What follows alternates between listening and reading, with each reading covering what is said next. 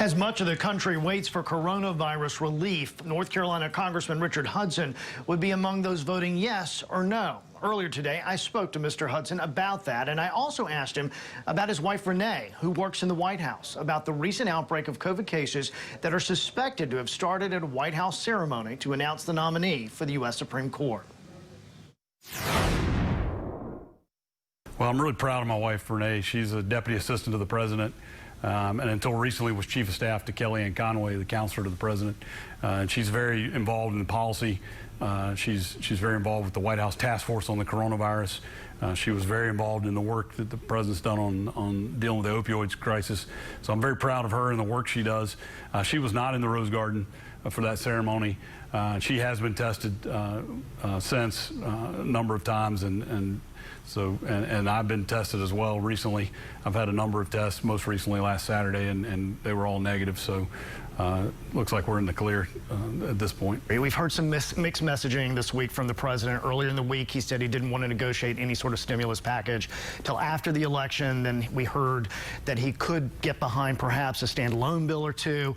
Now he's saying he would get behind more negotiations for a bigger stimulus plan. What is it that you would stand behind as we speak? It's been tough on folks, and especially small businesses in my district are still struggling.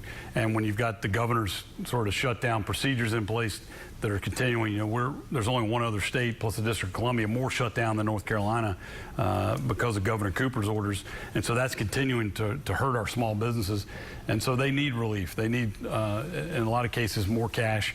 And so I support making the PPP program, which has saved millions of jobs, more flexible so business can access it. We also need liability protection for our schools and our businesses who are following CDC guidelines and trying to reopen. You've been on record, of course, criticizing the Affordable Care Act. You've voted to overturn it multiple times.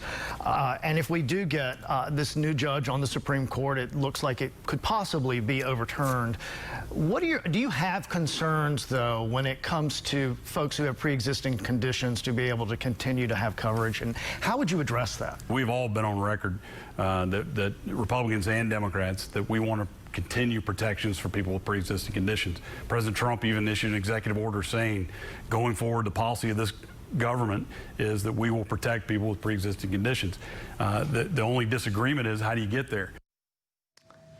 And we've got this entire interview for you posted online. We talk about offshore drilling off of North Carolina's coast, military base housing, and climate change. Representative Hudson is running against Democrat Pat Timmons Goodson for the 8th Congressional District. You can also find